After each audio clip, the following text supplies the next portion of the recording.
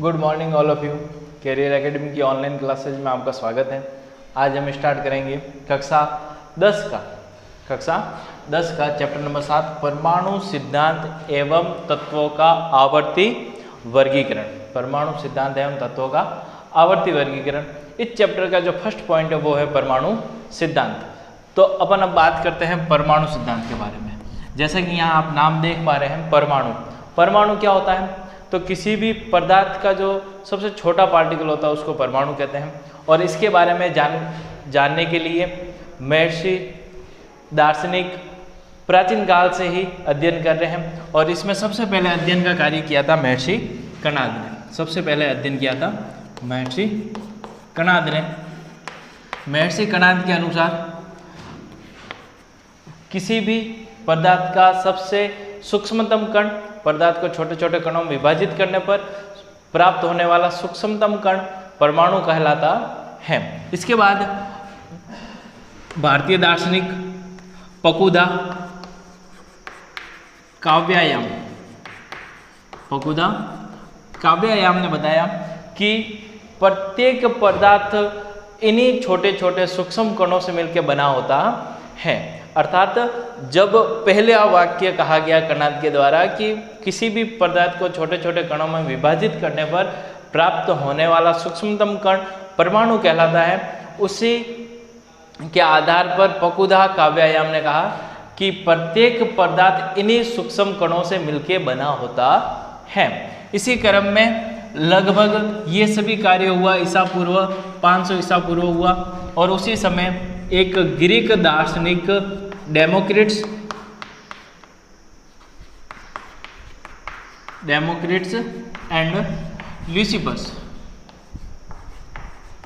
And Leucippus Greek दार्शनिक थे। इन्होंने इन सूक्ष्मतम कणों को नाम दिया एटम्स। इन सूक्ष्मतम कणों को नाम क्या दिया? एटम्स। एटम्स जो शब्द है वो लिया गया है ग्रीक भाषा के शब्द एटोमिया से। किससे लिया गया? एटोमिया से लिया गया है। और एटोमिया का अर्थ होता है न काटा जाने वाला, न काटा जाने वाला, नॉन डिविजिबल। क्या बोलेंगे अपन? नॉन डिविजिबल अपन बोलते हैं। अविभाज्य, न काटे जाने वाला, नॉन डिविजिबल, अविभाज्य अपन कहते हैं। तो यदि पूछा जाए कि एटम शब्द किस भाषा का शब्द है, तो एटम शब्द ग्रीक भाषा के शब्द से लिया गया है। ग्रीक भाषा के कौन से शब्द से लिया गया? तो अपन कह सकते हैं एटोमिया, जिसका अर्थ क्या होता है? न काटे जाने वाला, नॉन डिविजिबल, या फिर अपन बोल सकते हैं अविभाज्य। इसके बाद ये दोनों ही अवधारणाएं दार्शनिक मत के आधार पर थी। दोनों ही अवधारणा का जो आधार था वो क्या था? दार्शनिक। इनका कोई भी वैज्ञानिक या फिर अपन कह सकते हैं प्रायोगिक, वैज्ञानिक या फिर प्रायोगिक आधार नहीं था। ये बिना वैज्ञानिक या प्रायोगिक आधार पर दी गई अवधारणाएं थी, मात्र दार्शनिक अवधारणाएं थी। इसके बाद में लगभग 18वीं सदी के आसपास विज्ञान ने उन्नति की। उन्होंने परमाणु पदार्थ की संरचना के बारे में अध्ययन किया। इसके बाद लगभग 1808 में ब्रिटिश अध्यापक, जिसका नाम हम सब जानते हैं, जॉन डॉल्टन। कौन? जॉन डॉल्टन ब्रिटिश अध्यापक थे। उन्होंने परमाणु सिद्धांत को प्रतिपादित किया। तो सबसे पहले यदि पूछा जाता है कि परमाणु सिद्धांत किसने प्रतिपादित किया, तो वो थे जॉन डॉल्टन। और जॉन डॉल्टन ने जो परमाणु सिद्धांत प्रतिपादित किया, उस परमाणु सिद्धांत को उन्होंने रसायन के कुछ नियमों के आधार पर प्रतिपादित किया। पूछा जाता है कि कौन से नियमों पर आधारित किया गया, तो पहला नियम था रासायनिक संयोजन,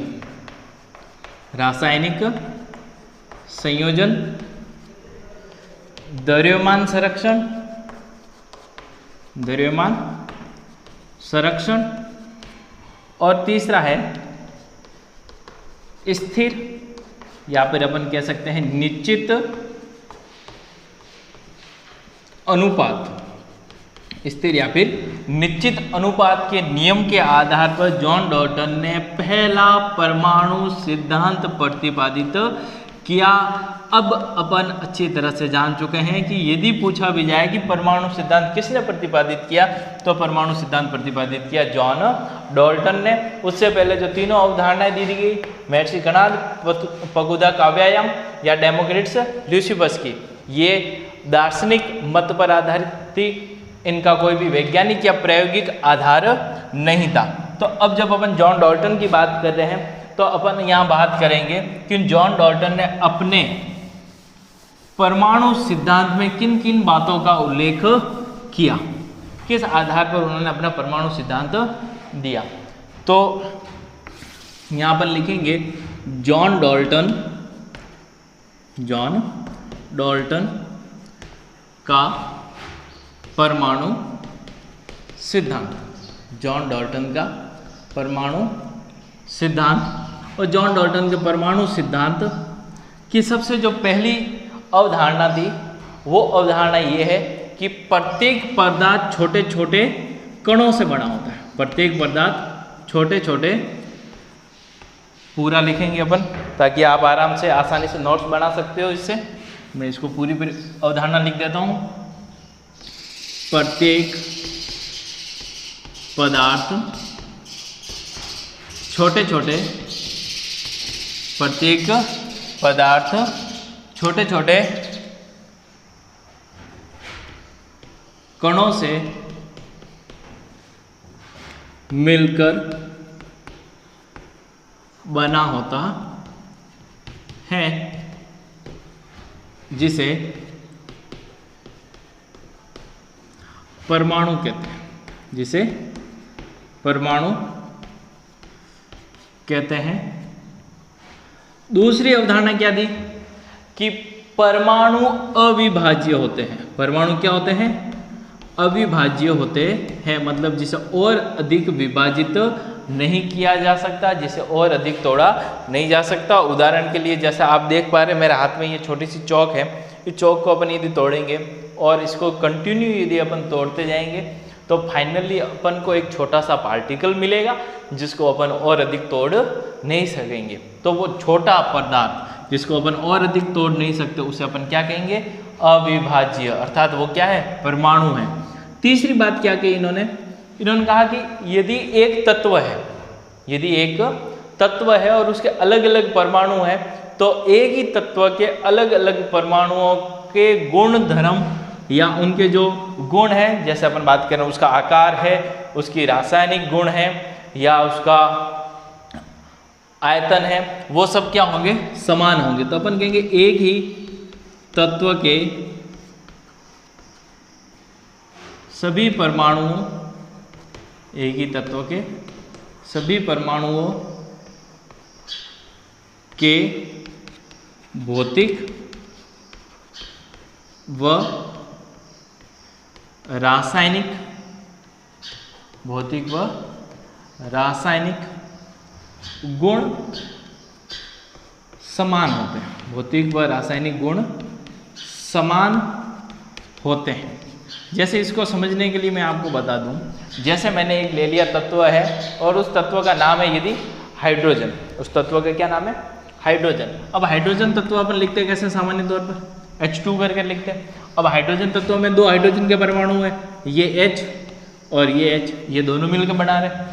तो अपन यहाँ देख सकते हैं कि दोनों एक ही तत्व के दोनों परमाणु, इनके क्या द्रव्यमान है, इनका जो आकार है, इनके अन्य जो रासायनिक गुण है वो समान होंगे या अलग होंगे? तो अपन सब जानते हैं कि समान होंगे। तो वो बात इसने अपने सिद्धांत में बताई। दूसरी बात बताई कि भिन्न भिन्न या अलग अलग, भिन्न भिन्न या अलग अलग तत्वों के परमाणुओं, भिन्न भिन्न तत्वों के परमाणुओं के भौतिक व रासायनिक गुण भिन्न भिन्न होते हैं। भिन्न भिन्न या अलग अलग तत्वों के परमाणुओं के भौतिक व रासायनिक गुण क्या होते हैं? भिन्न भिन्न होते हैं। जैसे एक तत्व हाइड्रोजन और इसी को समझने ले लिया, दूसरा तत्व ले लिया अपन ने ऑक्सीजन O2। अब ऑक्सीजन O2 के भी तत्व होंगे O। क्या इस तत्व के परमाणु और इस तत्व के परमाणु के गुण समान होंगे? नहीं होंगे। जानते हैं हाइड्रोजन का परमाणु क्रमांक 1 है, ऑक्सीजन का परमाणु क्रमांक 8 है, उसका द्रव्यमान अलग है, उसका आकार अलग है। तो ये तथ्य भी एकदम सटीक है कि अलग अलग तत्वों के परमाणुओं के भौतिक और रासायनिक गुणधर्म क्या होंगे? अलग अलग होंगे। 5वां पॉइंट इन्होंने कहा कि भिन्न भिन्न तत्वों के परमाणु, भिन्न भिन्न तत्वों के परमाणु परस्पर संयोग करके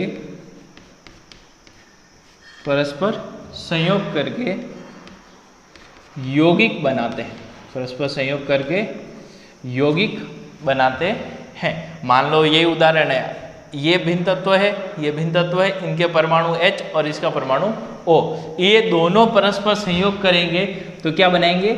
यौगिक बनाते हैं। जैसे मान लो हाइड्रोजन और ऑक्सीजन, इन दोनों ने मिलकर एक यौगिक बनाया जिसका नाम मैंने लिखा है यहाँ H2O। यहाँ पे एक बात और साथ में नोट करने वाली है कि भिन्न भिन्न तत्वों के परमाणु परस्पर निश्चित अनुपात, कैसा अनुपात है? निश्चित अनुपात में संयोग करेंगे। हमेशा संयोग क्या करेंगे? निश्चित अनुपात में संयोग करके यौगिक बनाते हैं। यदि H2O बनाना है, वाटर मॉलिक्यूल बनाना है, तो हाइड्रोजन और ऑक्सीजन के परमाणुओं का संयोग का अनुपात निश्चित होगा। क्या अनुपात होगा? हाइड्रोजन और ऑक्सीजन का अनुपात होगा 2:1। मतलब हाइड्रोजन के 2 परमाणु और ऑक्सीजन का 1 परमाणु आपस में संयोग करेंगे। और इस परमाणु सिद्धांत की जो अंतिम अवधारणा है वो क्या है? अंतिम अवधारणा ये कहती है कि किसी भी रासायनिक अभिक्रिया में परमाणु न तो बनाया जा सकता और न ही नष्ट किया जा सकता है। केवल परमाणुओं का संयोजन, वियोजन या फिर पुनः विन्यास होता है। तो अपन शॉर्ट में यहाँ मैं लिख दूं, न परमाणु को न बनाया जा सकता है,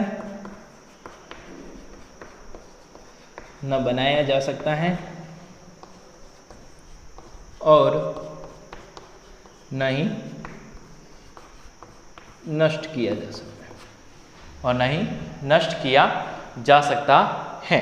तो यहाँ तक की बात के बाद में अपन बात करते हैं कि वापस से कि महर्षि कणाद ने परमाणु के बारे में बताया, फकुदा, काव्यायाम ने बताया, डेमोक्रिटस एंड ल्यूसिपस ने बताया।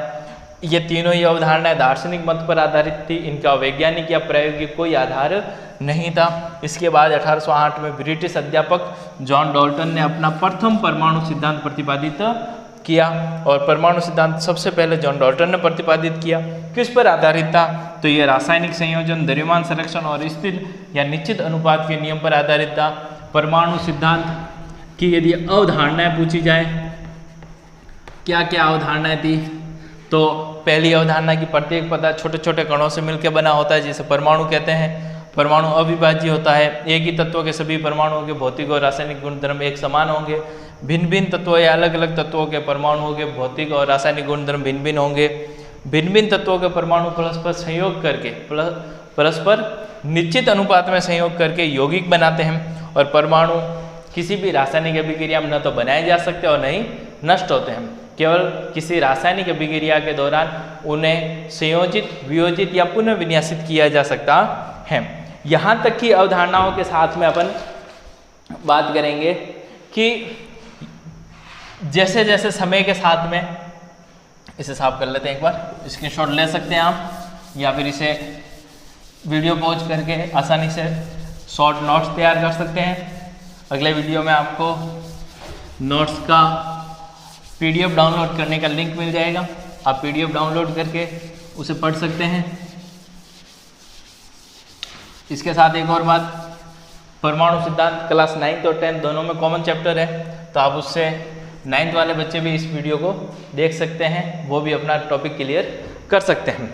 इसके साथ में परमाणु सिद्धांत देने के बाद में लगभग 19वीं शताब्दी के आसपास 19वीं शताब्दी के अंत में अपन कह सकते हैं 19वीं शताब्दी के अंत में प्रोटॉन इलेक्ट्रॉन की खोज हो चुकी थी और प्रोटॉन इलेक्ट्रॉन की खोज होने के बाद में धीरे धीरे ये जिज्ञासा पैदा हुई कि एक परमाणु के अंदर किस प्रकार प्रोटॉन इलेक्ट्रॉन का विन्यास होता है, किस प्रकार से ये एक दूसरे से संयोजित होते हैं। तो परमाणु सिद्धांत के बाद में लगभग 1898 में जे थॉमसन ने परमाणु के अंदर इलेक्ट्रॉन और प्रोटॉन के विन्यास, उनके स्थिति, उनके बारे में बताने के लिए सबसे पहला परमाणु मॉडल प्रतिपादित किया। क्या दिया? परमाणु मॉडल। पहले मैं इसका नाम बता देता हूँ। जे थॉमसन ने अपने परमाणु मॉडल का नाम दिया प्लम पुडिंग मॉडल।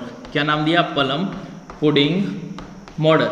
और इस प्लम पुडिंग मॉडल में जे थॉमसन ने परमाणु के अंदर इलेक्ट्रॉन और प्रोटॉन के विन्यास को समझाने की कोशिश की। तो जे थॉमसन के अनुसार परमाणु एक 10⁻⁻10 मीटर त्रिज्या का एक 10⁻⁻10 मीटर त्रिज्या का एक धनावेशित गोला होता है। क्या होता है?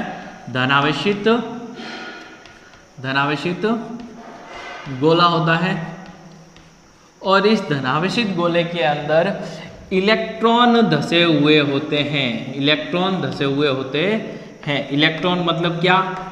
ऋण आवेश इसके अंदर धसा हुआ होता है।